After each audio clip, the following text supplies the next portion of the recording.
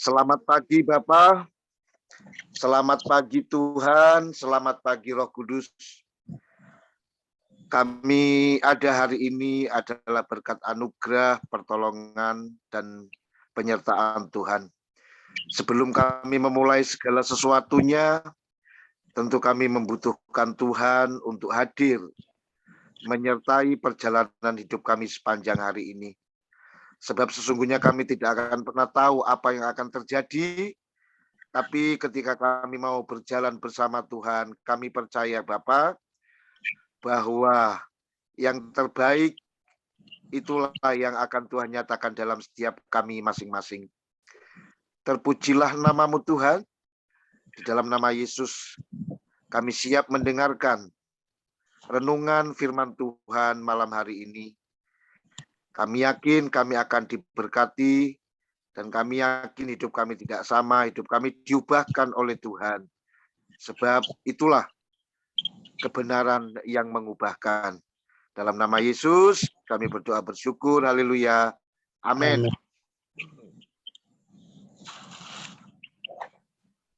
Shalom Bapak Ibu, selamat pagi. Selamat pagi, Pak Pendeta. Ya, puji Tuhan, Pak Martin. Ya, kita berharap, kita berdoa, semoga kita semua ada dalam Amin. perkenanan Tuhan, diberi kesehatan ya Pak ya. Ya. Haleluya. Renungan firman Tuhan pada pagi hari ini adalah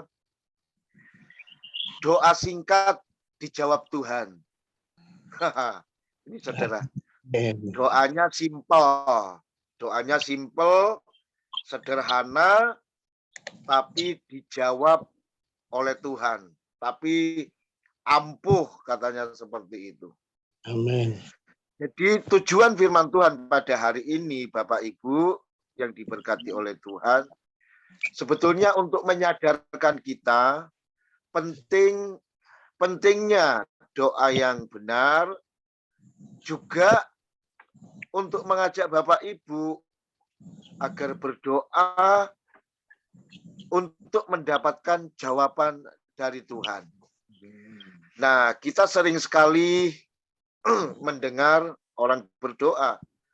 Bahkan kita berdoa begitu sama juga, panjang, bertele-tele, ya, kadang sampai wah lama sekali, terkadang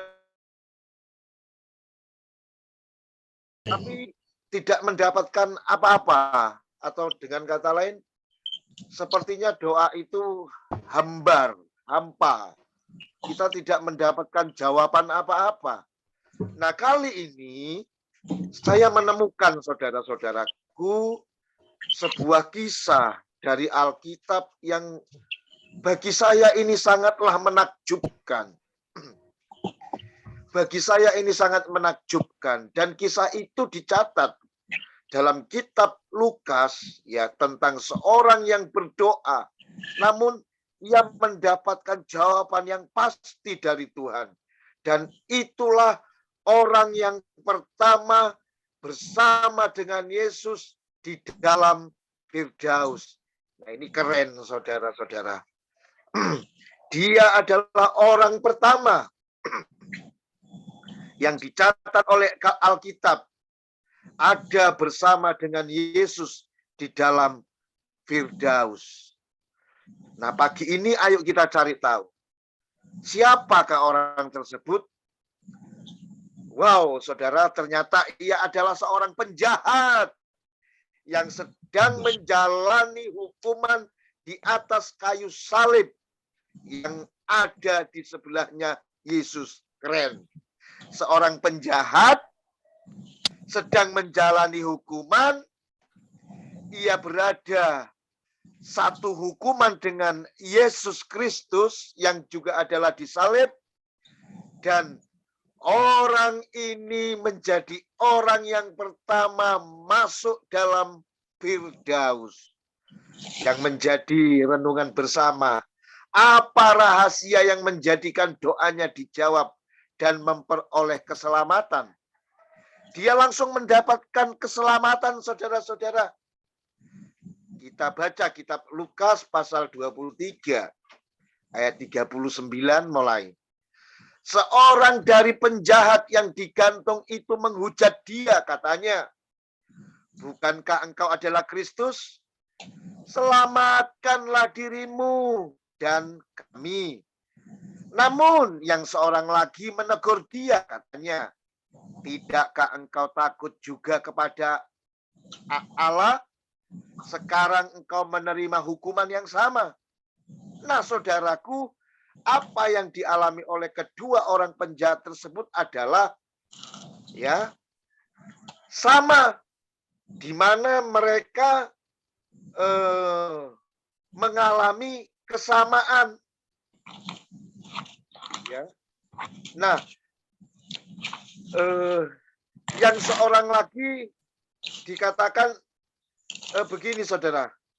Apa yang dialami oleh kedua orang penjahat tersebut, saya tadi mengatakan sama, di mana kesamaannya? Ini yang menjadi pertanyaan.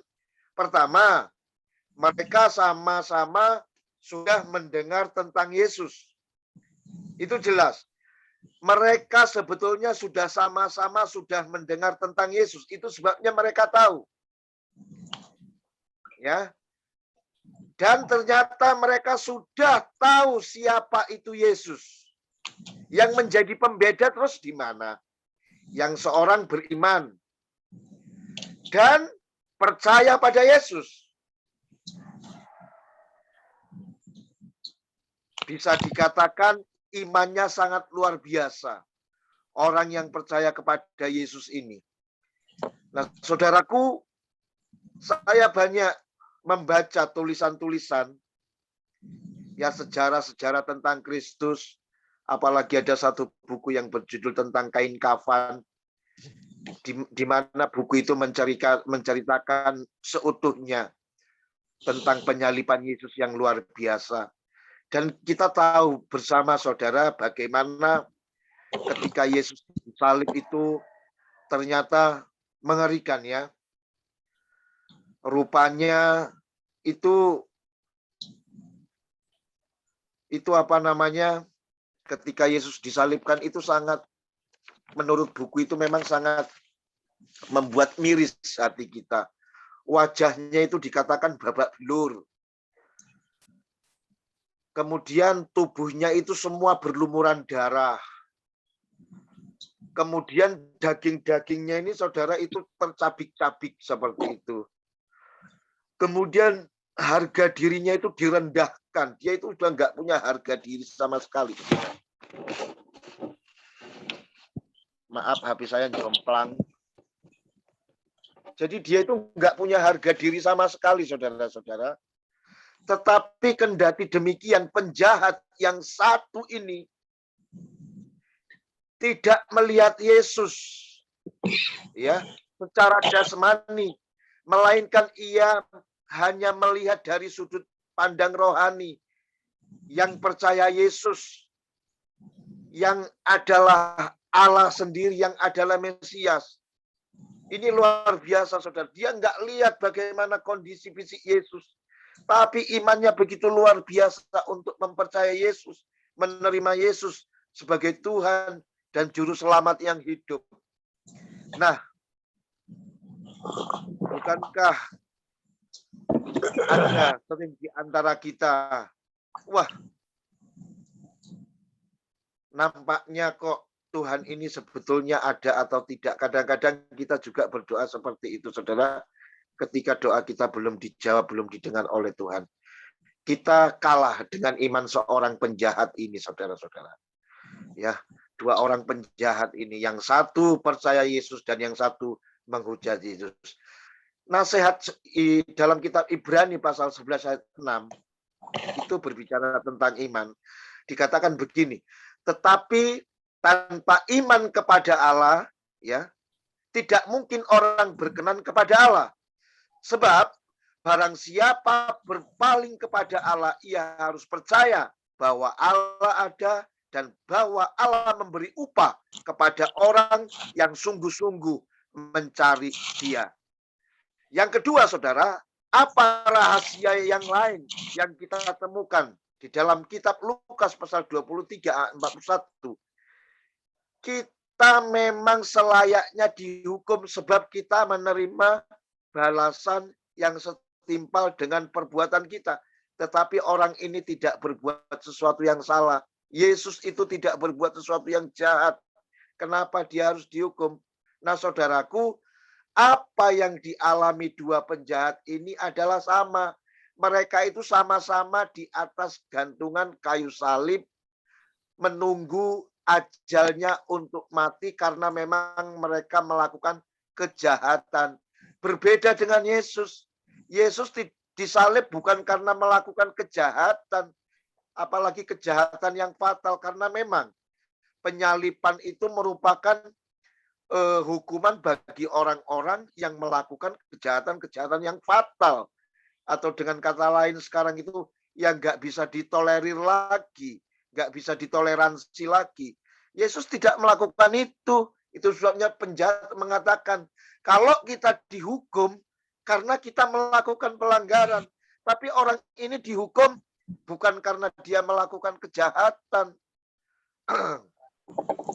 Nah, penjahat yang satu menghujat Yesus dan penjahat yang lainnya mengakui kesalahannya dan dosanya serta menyadari akan hukuman yang ditimpakan kepadanya. Saudaraku, ada pengakuan yang tulus, ya. Ada pengakuan yang tulus dan pertobatan yang serius. Ya. Jadi kalau doa kita ingin didengar oleh Tuhan, maka akuilah dengan tulus keberadaan hidup kita di hadapan Tuhan.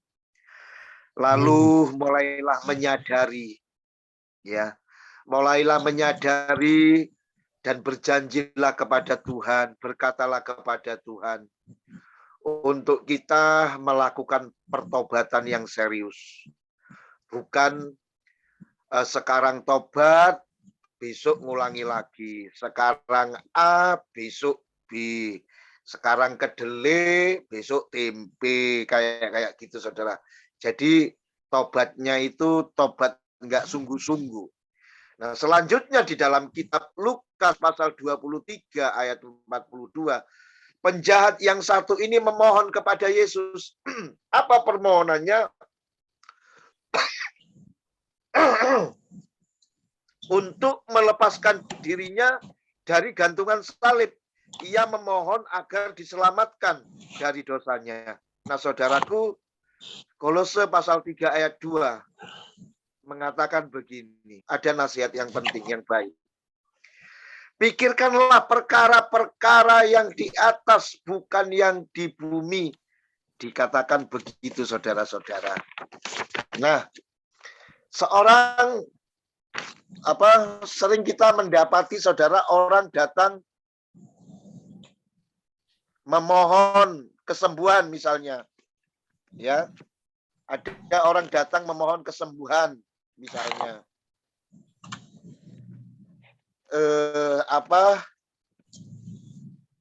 tetapi kita tidak menunjukkan pertobatan.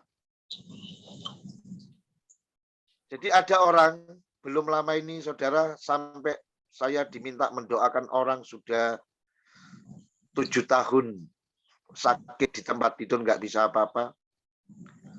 Kemudian dia undang saya lagi untuk berdoa, tapi undangan kali ini menakutkan, saudara. Karena keluarganya termasuk yang sakit ini minta didoakan supaya mati. Nah, kira-kira kalau saudara diundang orang mendoakan orang supaya nyawanya dicabut itu gimana, saudara-saudara? Ini kan sesuatu yang lucu, saya pikir, ya. Wah, ini gimana ya mendoakan orang biar mati, biar nyawanya dicabut. Keluarganya juga udah siap semua. Ya sudah, saya hanya berdoa, ya Tuhan, ke dalam tangan-Mu kuserahkan Bapak ini, ya Tuhan. Tapi sampai sekarang nggak mati-mati, saudara. Udah seminggu, 2 minggu berjalan ini, nggak mati juga itu Bapak. Nah, jadi artinya gini, saudara, apa sih yang mau saya jelaskan di sini? Yang mau saya jelaskan adalah, sering kita mendapati orang ya datang memohon sesuatu, termasuk itu kesembuhan, termasuk itu kematian, termasuk itu diberkati, termasuk itu hari-hari yang baik. Tapi kita tidak menunjukkan pertobatan kepada Tuhan. Maka yang harus kita lakukan adalah, kalau doa kita itu pingin cespleng dijawab sama Tuhan, tobat, saudara, itu yang paling penting. Ya. Jadi kita nggak boleh berdoa hanya minta berkatnya saja. Tapi kita nggak mau mencari sumber berkatnya. Itu juga salah. Tuhan. Kita harus mencari sumber berkatnya dulu. Baru kita terima berkatnya gitu loh. Nah, kalau sudah begini, saudaraku, maka kegagalanlah yang akan kita dapatkan. Wong kita berdoa cuma ada maunya toh. Jadi kita nggak mengikuti prosedur-prosedurnya, syarat-syaratnya itu nggak kita ikuti. Makanya sering sekali, saudaraku, apa yang kita doakan itu kok sepertinya lama sekali. Kok jauh sekali. Kok gimana gitu, kok nggak sembuh-sembuh. Kok berkatnya nggak turun. Kok usahanya nggak lancar-lancar. Kok pekerjaannya kok belum diterima-terima. Dan lain-lain sebagainya, saudara-saudara. Nah, kalau sudah begini, saudaraku, yaitu tadi, kegagalanlah yang akan didapatkan. Ada yang bertanya begini, Bapak, Ibu, Saudara, Pak, apakah sekarang